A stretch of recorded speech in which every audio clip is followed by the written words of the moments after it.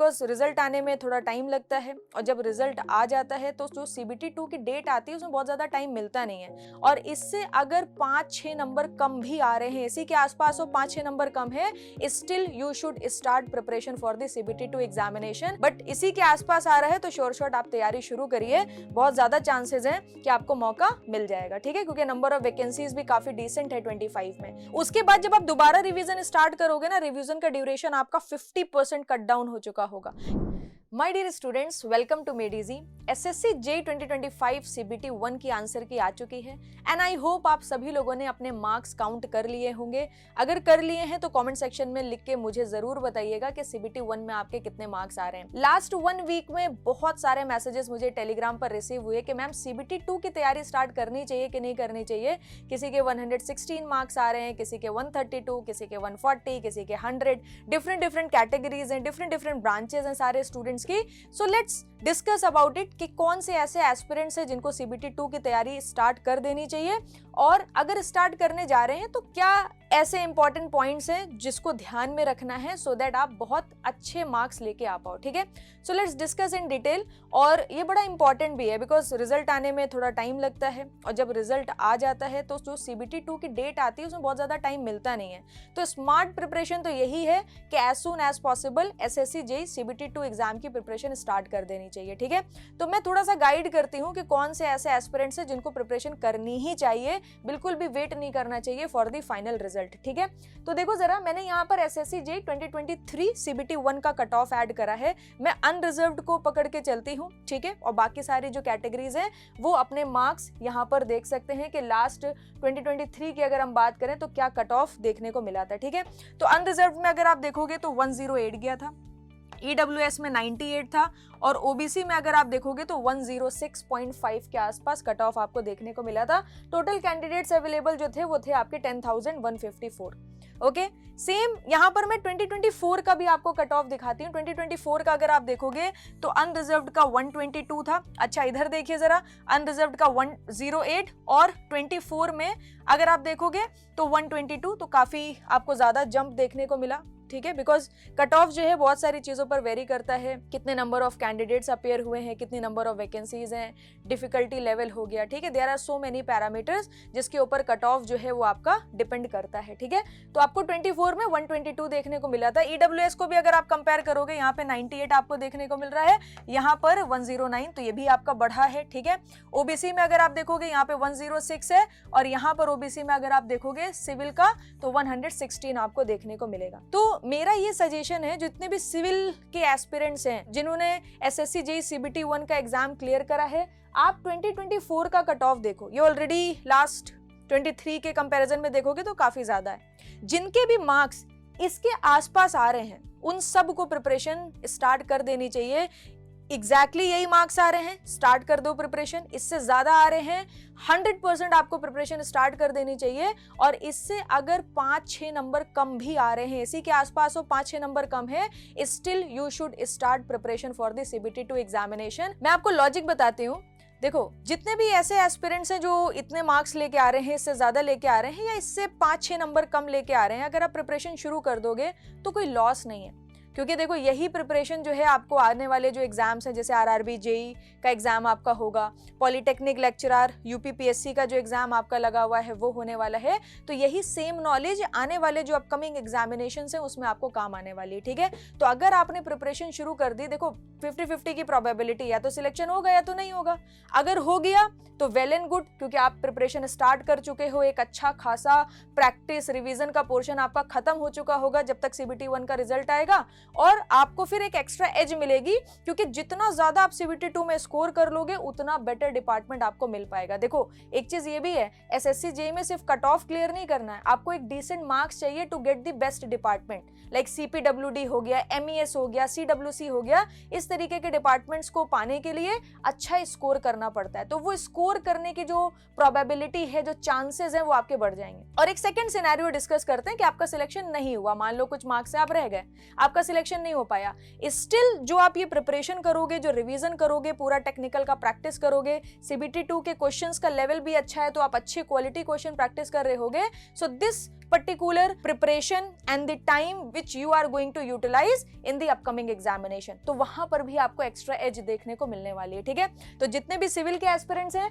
भाई, इसके आसपास मार्क्स आ रहे हैं। मैंने आपको 23 का भी कट ऑफ दिखाया, 24 का भी कट ऑफ दिखाया, 24 को मैं बोलूंगी इसके आसपास 5-6 नंबर कम भी आ रहे हैं। स्टार्ट योर प्रिपरेशन, आपको फायदा ही मिलेगा, नुकसान कुछ भी नहीं होने वाला। ठीक है, मैकेनिकल और इलेक्ट्रिकल की अगर मैं बात करूं तो अनरिजर्व्ड 23 में देखो जरा 131, EWS में 125, OBC में आपका लगभग 131 के आसपास ही कट ऑफ देखने को मिला था। अदर कैटेगरी वाले भी थोड़ा कंपेयर करा सकते हैं साथ ही साथ। ठीक है, 24 में देखो 132, ठीक है, तो यहाँ पे बहुत ज्यादा चेंज आपको देखने को नहीं मिला था। 131 23 में, 132 24 जो आपका CBT 1 का एग्जाम हुआ था उसमें आपको कट ऑफ देखने को मिला था। ठीक है, यहाँ पे देखो EWS में कितना है, अगर मैं आपको मैकेनिकल दिखाऊं EWS में 124, यहाँ पर अगर आप देखोगे EWS में 120 के आसपास था, थोड़ा कम हुआ था। OBC में अगर आप देखोगे 131.45, यहाँ पे देखिए 131.27, सो लगभग यहाँ पर भी आपको सेम देखने को मिल रहा है। ठीक है, तो जितने भी मैकेनिकल के एस्पिरेंट्स हैं भाई, इसके आसपास मार्क्स आ रहा है, इससे ज्यादा आ रहा है तो well and good, short preparation शुरू करो। इसके आसपास मार्क्स आ रहे हैं या इससे 5-6 नंबर आपके कम आ रहे हैं, still I will suggest start your preparation. There is a chance कि आपका कट ऑफ जो है थोड़ा कम चला जाए या इसी के आसपास आ जाए, तो आपका सिलेक्शन हो जाएगा एंड CBT 2 में आपको भी एक्स्ट्रा एज मिल जाएगी। ठीक है, वैसे सिविल का कट ऑफ थोड़ा कम जाता है, मैकेनिकल इलेक्ट्रिकल का कट ऑफ जो है वो हमेशा हायर साइड पे ही होता है, तो इसमें इससे कम का मार्जिन थोड़ा कम ही लेना, मतलब 2-3 नंबर कम है तो कर लो प्रिपरेशन। ठीक है, बट इसी के आसपास आ रहा है तो शॉर्ट आप तैयारी शुरू करिए, बहुत ज्यादा चांसेस हैं कि आपको मौका मिल जाएगा। ठीक है, क्योंकि नंबर ऑफ वैकेंसीज भी काफी डिसेंट है 25 में, और ये आप कैंडिडेट्स अवेलेबल यहाँ पर देख सकते हैं। ठीक है, तो ये तो बेसिकली बात हो गई आपकी CBT 1 का कट ऑफ, और ये क्वेश्चन का आंसर क्लियर हो गया कि भाई किसको तैयारी करनी चाहिए और किसको तैयारी नहीं करनी चाहिए। अब वो एस्पिरेंट्स जो ये कट ऑफ से बहुत ज्यादा दूर हैं, SSC JEE CBT 1 में जिनका सिलेक्शन नहीं हो पाया है, जिनको पता है कि मेरे बहुत कम मार्क्स हैं, कट ऑफ तक हम कभी नहीं पहुंच पाएंगे 2025 में, आई will suggest start your preparation and shift your mindset towards the UPPSC polytechnic lecturer जो आपका एग्जाम लगा हुआ है। ठीक है, अगर आप एलिजिबल हो आप उधर की तरफ बढ़िए। RRB JEE 2025 का जो एग्जाम है that is the golden opportunity, आपको यहाँ पर जो है डिसेंट नंबर देखने को मिल रहा है इन टर्म्स ऑफ वैकेंसीज, और सिलेबस लेवल ऑलमोस्ट सेम है, तो जो प्रिपरेशन जो हार्डवर्क आपने SSC के लिए करके रखा है ना, वही सेम प्रिपरेशन हार्डवर्क आपको RRB JEE में काम आ जाएगा। दोनों जूनियर इंजीनियर की पोस्ट है, रेलवे में काम करने का आपको मौका मिलेगा, और ऐसा बहुत बार होगा प्रिपरेशन की जर्नी में 2-2 मार्क्स से सिलेक्शन रुकेगा, 1-1 मार्क्स से सिलेक्शन रुकेगा, पॉइंट में मार्क्स से सिलेक्शन आपका रुकेगा, मगर वही एक हिंट होता है कि भाई आपका सिलेक्शन तय है। निरंतर प्रयास करते रहिए, कंसिस्टेंटली हार्डवर्क करते रहिए, एक में नहीं होगा, दूसरे में नहीं होगा, तीसरे में श्योर होने वाला है। ठीक है, जितने भी ऐसे टॉपर्स हैं जो बहुत अच्छे डिपार्टमेंट में इस टाइम पे काम कर रहे हैं, जब आप उनकी पहले की स्टोरी सुनोगे तो उनके साथ भी सेम ही सिचुएशन हुई थी, कुछ मार्क्स से सिलेक्शन रुक रहा था, वो कंसिस्टेंटली प्रैक्टिस और रिवीजन को बनाए रखे हुए थे, मल्टीपल एग्जाम्स को टारगेट करते जा रहे थे, और फाइनली उनका सिलेक्शन हो गया, तो आपका भी सिलेक्शन हो जाएगा। ठीक है, now let's talk about SSC JEE 2024 CBT 2 cut off. ठीक है, अच्छा SSC JEE 2024 CBT 2 cut off क्यों इंपॉर्टेंट है? क्योंकि देखो आपको पता होना चाहिए आपका टारगेट क्या होना चाहिए CBT 2 एग्जाम में ना, आप एकदम रैंडम प्रिपरेशन नहीं कर सकते, आपको पता होना चाहिए कि मैक्सिमम CPWD अगर हमें चाहिए, वो एक सबसे प्राइम डिपार्टमेंट है, चाहे सिविल के एस्पिरेंट्स हो, चाहे इलेक्ट्रिकल के एस्पिरेंट्स हो, चाहे मैकेनिकल के एस्पिरेंट्स हो, CPWD में जाने की जो इच्छा है वो सबकी होती है। ठीक है, तो मैं आपको दिखाती हूँ कि जो लास्ट कैंडिडेट CPWD में सिलेक्ट हुआ था उसके CBT 2 में कितने मार्क्स है, टोटल कितना बन रहा था, CBT 2 में कितना था, वो आपका एक मिनिमम बेंचमार्क एक सेट हो जाना चाहिए कि भाई इससे नीचे तो हमें नहीं जाना है। ठीक है, उससे ऊपर की तैयारी करनी है, तो आपको एक आइडिया लग जाएगा। तो जब भी कभी आप CBT 2 की तैयारी कर रहे होगे, मॉक टेस्ट दोगे, ठीक है, तो आपको पता होगा कि सेफ स्कोर क्या है। देखो 500 सेफ स्कोर नहीं हो सकता, are you getting my point और not? 500 is not the safe score कि 500 में 500 लाएंगे तो सेफ माना जाएगा, नहीं, 500 में कितने लेके आए कि हम कह सकते हैं कि ये हमारा सेफ स्कोर है, ठीक है। तो चलो वो भी मैं आपको यहाँ पर दिखा देती हूँ। I have the 2024 cut off PDF, ठीक है। तो ये फाइनल रिजल्ट की पीडीएफ है, इसमें जो लास्ट कैंडिडेट सिलेक्ट हुआ है उसके मार्क्स यहाँ पर दिए हुए हैं, ठीक है, नॉर्मलाइजेशन के बाद। तो सबसे पहले मैं आपको कोड दिखाती हूँ। सिविल इंजीनियरिंग एस्पिरेंट्स के लिए 24 CBT 2 का जो कोड था, ठीक है, वो कोड क्या था CPWD के लिए? लेट्स सी, यहाँ पर देखो जरा, ये रहा, ठीक है। तो यहाँ पर सिविल आ गया, CPWD, सिविल के लिए कोड जो है वो D है, ठीक है। तो सिविल के लिए कोड D है। अब यहाँ पर देखो जरा, ये रही आपकी पीडीएफ और ये रहे सिविल के जो लास्ट कैंडिडेट का सिलेक्शन हुआ है उसके मार्क्स, ठीक है। तो हम D पर जाते हैं, ये हमारा D कोड है, देखो जरा ध्यान से समझो, ये हमारा D कोड है, यहाँ पे कैटेगरी दी हुई है, ठीक है। फिर यहाँ पर देखोगे तो ये टोटल मार्क्स है और ये CBT 2 में उसके कितने मार्क्स आए थे वो दिखा रहा है। तो अनरिजर्व्ड को देखते हैं सबसे पहले। अनरिजर्व्ड को अगर आप देखोगे तो उसके 263 मार्क्स थे CBT 2 एग्जाम में, ठीक है। और टोटल अगर आप देखोगे तो 400.42 आपको देखने को मिलेगा, ठीक है। सिमिलरली ओबीसी में अगर आप देखोगे तो 269 and 269 is the maximum, 269 is the maximum, ठीक है। एंड उसके बाद अगर आप लास्ट कैंडिडेट देखोगे ना, इससे कम ही नंबर है। अदर डिपार्टमेंट के देखोगे इससे कम ही नंबर है। तो आपको टारगेट CPWD करना है। आप ऐसा नहीं करोगे कि हम BRO का देख लेते हैं, भाई BRO को टारगेट करोगे तो BRO भी नहीं मिलेगा। CPWD को टारगेट करोगे तो CPWD मिलेगा और नहीं मिला तो कोई उसी के आसपास अच्छा डिपार्टमेंट आपको देखने को मिल जाएगा। तो आपका ये जो 269 आपको देखने को मिल रहा है ना, दिस इज दी मिनिमम और लास्ट कैंडिडेट मार्क्स जिससे बच्चे का सिलेक्शन, लास्ट कैंडिडेट का सिलेक्शन हुआ था, ठीक है। टोटल अगर आप देखोगे 394.21 और यहाँ पे मैंने आपको दिखाया 400.21, ठीक है। सो आपका भी टारगेट इसी के आसपास होना चाहिए और इससे कम से कम 30 नंबर ज्यादा लाने की सोचो, इससे कम से कम 30 नंबर ज्यादा लाने की सोचो। आप जब भी मॉक दोगे, टेस्ट दोगे, इससे 30 नंबर ज्यादा आने चाहिए, तब जाके आपकी बात बनने वाली है, ठीक है। सिमिलरली मैकेनिकल इलेक्ट्रिकल का अगर मैं यहाँ पर आपको दिखाऊं, मैकेनिकल एंड इलेक्ट्रिकल, ठीक है। तो सबसे पहले मैं आपको कोड दिखाती हूँ। देखो इलेक्ट्रिकल मैकेनिकल कॉमन ही आपकी सीट्स होती हैं, CPWD। यहाँ पे देखोगे कोड C, तो C कोड पर चलते हैं। यहाँ पर सबसे पहले बात करते हैं इलेक्ट्रिकल एंड मैकेनिकल, ये आ गया, एंड C कोड आ गया। C कोड में अनरिजर्व पर जाओगे आप तो यहाँ पर आप देख सकते हो 286 आपका CBT 2 में लास्ट कैंडिडेट का मार्क्स था और 433.68। मैंने आपको बताया इलेक्ट्रिकल मैकेनिकल का कट ऑफ हमेशा हायर साइड पे होता है। तो अगर आप इलेक्ट्रिकल मैकेनिकल से हो, आपकी स्पीड, एक्यूरेसी, कॉन्सेप्ट क्लैरिटी बहुत अच्छी होनी चाहिए, then you will get selection in SSCJ exam, ठीक है। एवरेज से काम यहाँ पर नहीं चलता है। हर साल स्टूडेंट सिलेक्ट होते हैं, मैकेनिकल के भी होते हैं, इलेक्ट्रिकल के भी होते हैं, but they are extraordinary. Concept clarity बहुत अच्छी होती है, उन्होंने टेक्निकल कंटेंट को मगअप नहीं किया होता है, एकदम फाउंडेशन से, बेसिक से चीजें समझी होती हैं, तब जाके उनसे क्वेश्चंस बन पाते हैं, ठीक है। तो यहाँ पर आप इसको ऑब्जर्व कर सकते हो। अनरिजर्व का 286, EWC का देखोगे तो 290, तो 290 तो मिनिमम आप यहाँ पर टारगेट बना के चलो और टोटल देखोगे 428.72259 आपको देखने को मिल रहा है, ठीक है। So this is all about cut off. मैंने आपको CBT 1 के लिए तो ऑब्वियसली 23 भी दिखाया, 24 भी दिखाया। CBT 2 के लिए 24 इज मोर देन सफिशिएंट, इसी को ही ध्यान में रख के आप चल सकते हो। अब जो आपका CBT 2 का एग्जाम है उससे GS का पोर्शन हट चुका है। मेजॉरिटी ऑफ स्टूडेंट्स जो हैं वो GS में मार्क्स लूज करते हैं, तो इस बार वो चांसेस नहीं है। प्योर टेक्निकल पेपर आपका आने वाला है। यहाँ पर अगर आप देखोगे तो टोटल नंबर ऑफ क्वेश्चंस जो आपसे पूछे जाएंगे, that is the 100 questions. 100 questions यहाँ पर आपसे पूछे जाएंगे, ठीक है। कंप्यूटर बेस्ड एग्जाम है, 2 घंटे आपको देखने को मिलेंगे, 2 आवर्स हैं, मतलब 120 मिनट्स हैं और 100 क्वेश्चंस आपको देखने को मिलेंगे और 300 मार्क्स का पेपर है, मतलब 3 मार्क का एक क्वेश्चन आपको देखने को मिलेगा। 1/3 नेगेटिव मार्किंग होती है, अगर गलत करोगे तो -1 हो जाएगा, ठीक है। आगे बात करते हैं, सिलेबस आपको पता है बिकॉज CBT 1 की आपने जो तैयारी करी थी उसमें जो टेक्निकल पढ़ा था, the same technical they are going to ask in CBT 2 exam. तो एक एक्स्ट्रा एज ये तो है कि भाई हमने CBT 1 एग्जाम निकाला है, हमने पूरा टेक्निकल पढ़ा है, तो टेक्निकल CBT 2 के लिए एकदम बेसिक से पढ़ने की अब रिक्वायरमेंट नहीं है।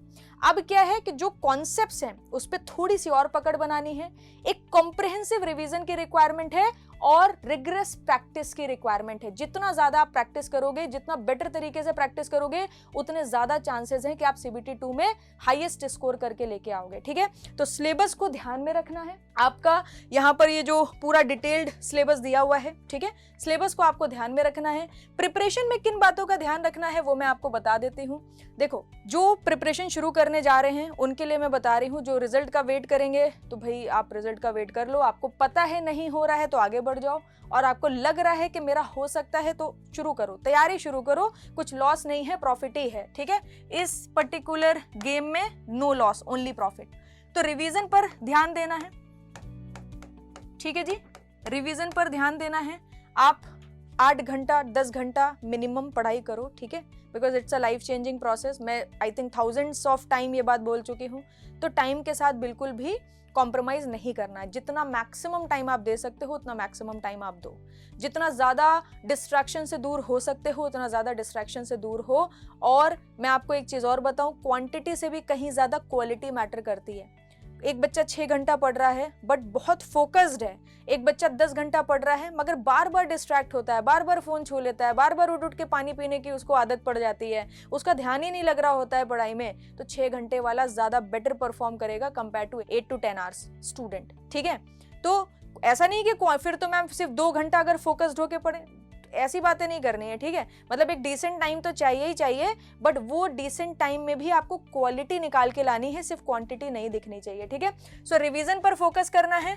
ऑल सब्जेक्ट्स, जैसे कि मैंने आपको बताया, all subjects comprehensive revision. Comprehensive revision, what is the meaning of comprehensive revision?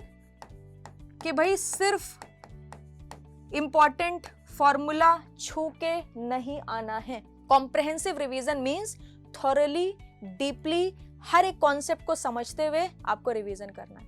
ठीक है, और अभी तो फिलहाल आपको शॉर्ट नोट से रिवीजन नहीं करना है, अपने कॉम्प्रिहेंसिव नोट से रिवीजन करना है। ठीक है, तो ये चीज आपको ध्यान रखनी है। शॉर्ट नोट्स फिर जो सेकंड रिवीजन होगा ना उस पे फोकस करना, और इस पूरी जर्नी में आपका टारगेट होना चाहिए कि 3 टाइम्स तो मैं रिवीजन कंप्लीट कर ही दूंगा। 3 टाइम्स तो मैं रिवीजन कंप्लीट कर ही दूंगा। फर्स्ट टाइम में जो हमारा रिवीजन चल रहा है, हम सब्जेक्ट्स कंप्लीट करते जा रहे हैं और साथ ही साथ क्वेश्चंस प्रैक्टिस, क्वेश्चंस प्रैक्टिस। ठीक है, तो हमारा जो पहला रिवीजन चल रहा है ना, उसमें देखो टाइम लगेगा क्योंकि कॉम्प्रिहेंसिवली आप रिवाइज कर रहे हो, तो सब्जेक्ट वाइज 100 क्वेश्चंस आप सॉल्व करते जाइए।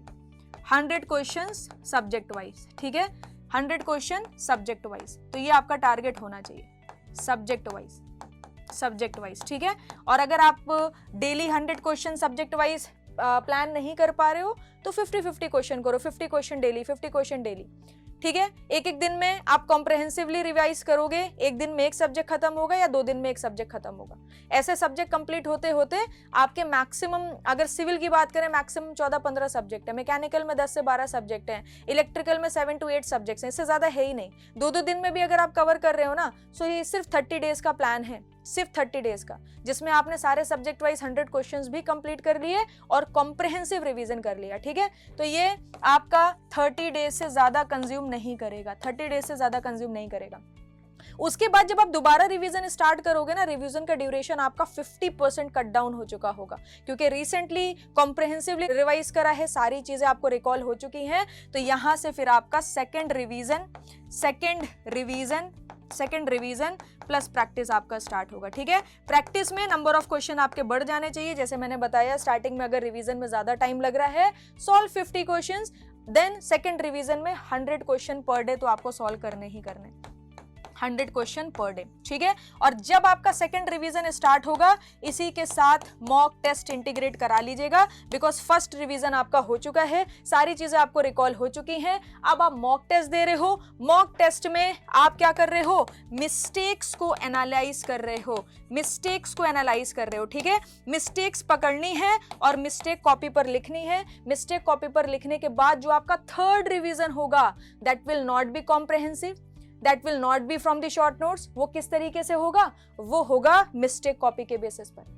अच्छा, हमारा थर्मोडायनेमिक्स कंप्लीटेड है, थर्मोडायनेमिक्स में सेकंड लॉ के क्वेश्चन नहीं पढ़ रहे, go revise second law of thermodynamics. अच्छा, हम फ्लूइड मैकेनिक्स पढ़ रहे हैं, फ्लूइड मैकेनिक्स में ड्रैग एंड लिफ्ट के क्वेश्चन नहीं पढ़ रहे, गो ड्रैग एंड लिफ्ट के क्वेश्चंस नहीं बन रहे, go and revise the drag and lift. जो थर्ड रिवीजन होगा ना, that is more focused on the improvement, कि भाई कहाँ गलतियां हो रही हैं, किस तरीके के क्वेश्चंस नहीं बन रहे हैं, किस टॉपिक से क्वेश्चन नहीं बन रहे हैं, कौन सा ऐसा टॉपिक है जो हमारा वीक है, फिर हमें उसको इंप्रूव करना है।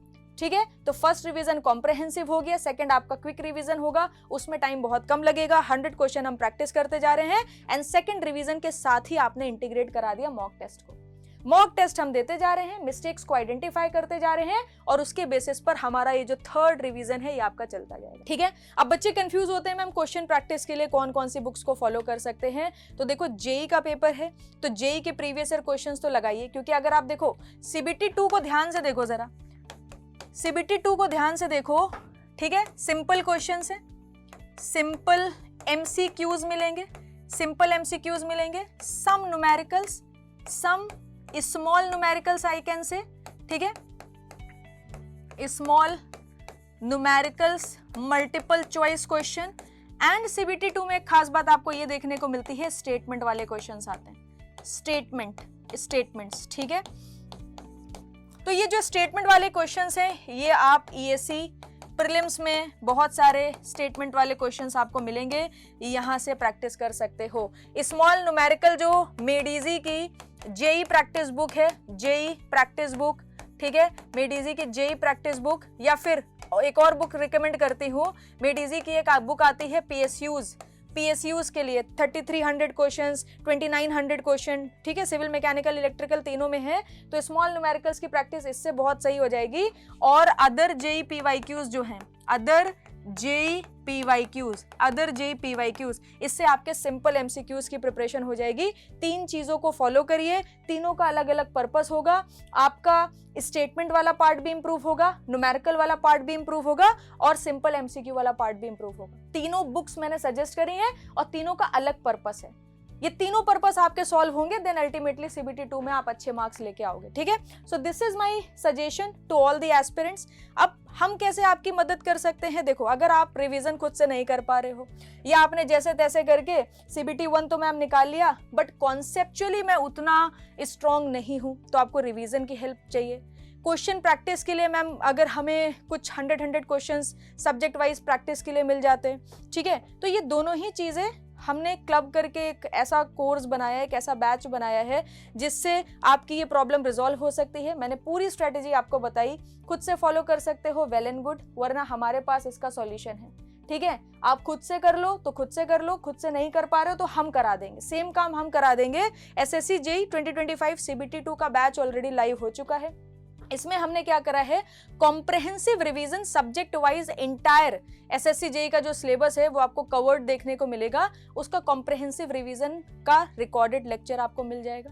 ठीक है, तो यहाँ पर देखो जरा, बहुत सारी चीजें इसमें इंटीग्रेट कराएंगे। ऑलराउंडर बैच आइकन से ये है, इसमें आपको रिवीजन से लेकर, प्रैक्टिस से लेकर, टेस्ट सीरीज से लेकर हर चीज मिल जाती है। तो यहाँ पर देखो, रिवीजन सेशंस जो है वो आपके रिकॉर्डेड है, और सारे सब्जेक्ट का कॉम्प्रहेंसिव रिवीजन है। एक बार आप यहाँ से लेक्चर देखोगे ना, और बहुत लॉन्ग लेक्चर नहीं है, 2-2 लेक्चर में, 3-3 लेक्चर में सब्जेक्ट वाइज रिवीजन कवर किया गया है। तो ये अगर आप देखोगे, अगर आप कॉन्सेप्ट भूल भी गए होगे, कॉन्सेप्चुअली वीक भी हो गए होगे, तो भी रिकॉल हो जाएगा, क्योंकि यहाँ पर हमने सिर्फ लिखा नहीं है बोर्ड पे, हमने हर एक कॉन्सेप्ट को एक्सप्लेन करा है। That's why we are saying it's a comprehensive revision. ठीक है, तो रिवीजन वाला पार्ट हो गया।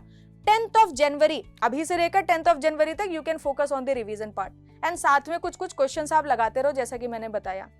10th ऑफ जनवरी से लाइव प्रैक्टिस सेशन शुरू होंगे सब्जेक्ट वाइज, जिसमें कम से कम 700 से 1000 क्वेश्चंस आपको कराए जाएंगे, डिपेंड ऑन द ब्रांच। ठीक है, जैसे सिविल में तो 1000 से भी ऊपर क्वेश्चंस निकल जाएंगे, बिकॉज नंबर ऑफ सब्जेक्ट ज्यादा हैं। तो यहाँ पर डेली लाइव सेशन आपका चलेगा, सुबह 10 बजे से लेकर 12 बजे तक 2 आवर्स डेली आप हमारे साथ प्रैक्टिस करेंगे। सब्जेक्ट वाइज 100 क्वेश्चंस प्रैक्टिस आपको यहाँ पर देखने को मिल जाएगी। ठीक है, तो ये हो गया सेकेंड रिवीजन जो मैंने आपको बताया, साथ में ये क्वेश्चन प्रैक्टिस हमारे साथ ही आपका हो जाएगा। एंड देन उसके बाद फिर मैंने आपको मॉक टेस्ट का बताया था, तो इसमें जो है टेस्ट सीरीज ऑलरेडी एडेड है। ठीक है जी, तो यहाँ पर आपको बेटा टेस्ट सीरीज भी देखने को मिल जाएगी, पूरा सिलेबस आपका दिया है। लाइव इसमें प्रैक्टिस सेशंस है, जिसमें आपके डाउट्स क्लियर होंगे, क्वेश्चन प्रैक्टिस होगी, और रिकॉर्डेड आपके रिवीजन सेशंस है। ठीक है, तो अभी इसमें काफी अच्छा ऑफर भी देखने को आपको मिल जाएगा। ठीक है, इस कोर्स का जो प्राइस है 5500 है, आफ्टर ऑफर 2500 ऑफ है टिल 5th ऑफ जनवरी, और 10th ऑफ जनवरी से आपका लाइव सेशन स्टार्ट हो रहा है, ठीक है। सिविल, मैकेनिकल, इलेक्ट्रिकल तीनों के लिए ही ये बैच आपको देखने को मिलेगा, और टेस्ट सीरीज में आपको अच्छे खासे टेस्ट देखने को मिल जाएंगे। So this is the entire preparation plan and the help from our side which we can do. तो दोनों चीजें आप जो है ध्यान दीजिए, दोनों चीजों पे प्रिपरेशन स्टार्ट करिए, आइदर सेल्फ स्टडी और विद मेड इजी, किसी भी तरीके से करिए, but start your preparation as soon as possible so that you can get the best result, ठीक है। और अच्छी अपॉर्चुनिटी है, CBT 1 तक पहुंच रहे हो तो CBT 2 को बिल्कुल भी हाथ से जाने नहीं देना है, ठीक है। इसका जो कॉन्फिडेंस है, प्रीलिम्स का जो कॉन्फिडेंस है, वो CBT 2 में आपको बहुत ज्यादा काम आएगा, ठीक है। तो इसके अलावा भी कोई डाउट हो तो कमेंट सेक्शन में लिखना बिल्कुल ना भूलें। Thank you very much, goodbye, take care.